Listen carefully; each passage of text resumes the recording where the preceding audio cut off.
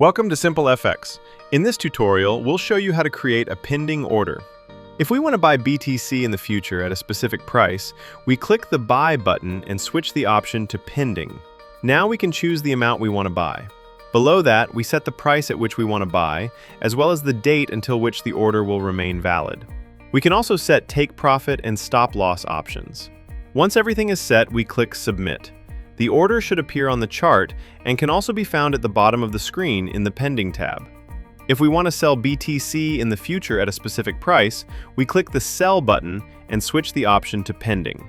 Now we can choose the amount we want to sell. Below that, we set the price at which we want to sell, as well as the date until which the order will remain valid. We can also set Take Profit and Stop Loss options. Once everything is set, we click Submit. Now both orders should be visible on the chart, as well as in the Pending tab. It's worth noting that when the market is closed, only pending orders can be placed.